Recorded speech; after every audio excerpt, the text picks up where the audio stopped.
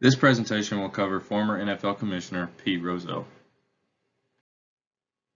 Pete Rozelle is thought to be one of the most influential sports executives ever. During his tenure as NFL Commissioner from 1960 to 1989, he grew the league in exponential proportions.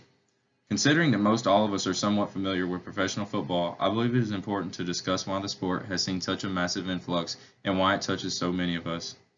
After choosing to cover Pete Rozelle, I gathered information from various scholarly sources such as Pete Rozelle, Developing and Communicating the Sports Brand, from John A. Fortunato, The Super Bowl is Worth Billions Each Year, Here's Who Makes What, by Lucy Henley, and Pete Rozelle, by Bob Carroll.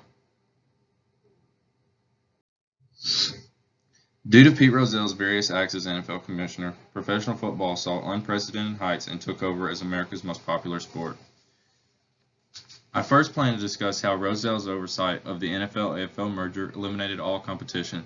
Secondly, I want to discuss how Rozelle's Super Bowl idea transformed all of American sports. Finally, I wish to discuss the lucrative TV deals that Rozelle invested in that put the NFL in the national spotlight each week. First, we must discuss how the merging of the NFL and AFL changed professional football forever. Under the oversight of Rozelle, the NFL expanded from 13 teams to 28 teams in 1970. Upon acquiring the head leadership position of the National Football League in 1960, Rozelle sought to monopolize the game of professional football in America. In 1966, Rozelle finally came to agreements with the rival American Football League to merge. The leagues both played separate seasons from 1966 to 1970, with the winners of each league meeting in a championship game. In 1970, the American Football League officially became a part of the National Football League. The merger has proved to be a massive success. Under the merger, the National Football League is undoubtedly one of the most recognizable sports leagues in the world.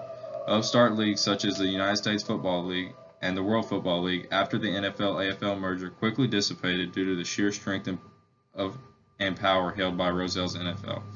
When Rozelle was hired in 1960, the number of teams in the NFL was 13 and the average attendance for its games was 47,000. At Rozelle's retirement in 1989, the league had a total number of 28 teams with an average attendance of 65,000. Next, let's discuss Rozelle's Super Bowl idea and how it transformed all of American sports.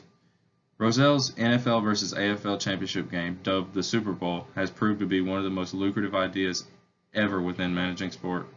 Around 99.9% of Americans, even most of the world, are familiar with the term Super Bowl. It is undoubtedly one of the biggest sporting events throughout the entire world. The ridiculously expensive commercials, the halftime shows, and the two best teams from America's favorite game square off in a glorious spectacle. Granted, the Super Bowl has taken years to develop into what it is today.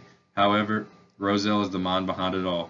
Rozelle's idea originated at the time of the NFL-AFL merger, and he decided that having the two teams compete in a culminating championship game would bring a lot of attention.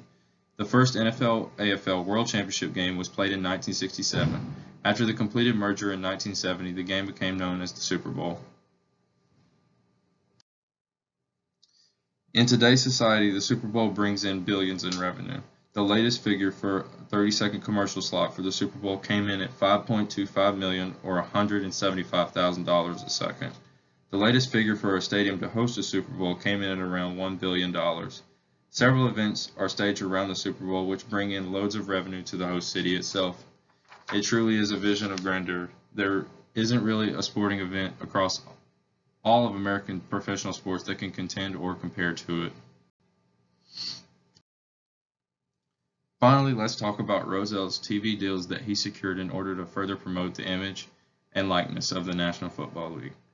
In securing rights for the NFL to be broadcast on big-time television, the National Football League gained a considerable amount of coverage and exposure. Pete Rozelle has widely been considered as the innovator who created the concept of league think, in which a league's franchises all work together in order to protect the interests of the league itself. Rozelle was able to pitch this concept to the league's franchises in order to get them to agree to national television deals. Rozelle sold the league's television rights as a collective entity to the highest bidding networks.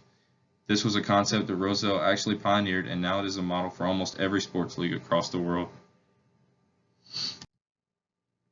Rozelle's first TV deal brokered with CBS was with CBS in 1962.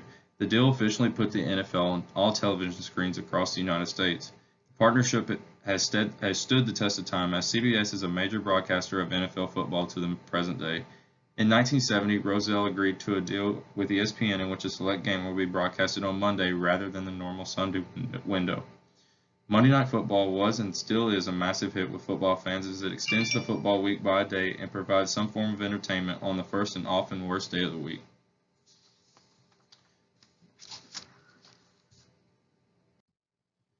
Now, hopefully we have a better understanding of how influential Rozelle's actions as NFL commissioner really were. Due to Pete Rozelle's various acts as NFL commissioner, professional football saw unprecedented heights and took over as America's most popular sport. Pete Rozelle is one of the most outstanding sport executives of all time. He took a widely competitive business, monopolized the industry, and proceeded to build an empire.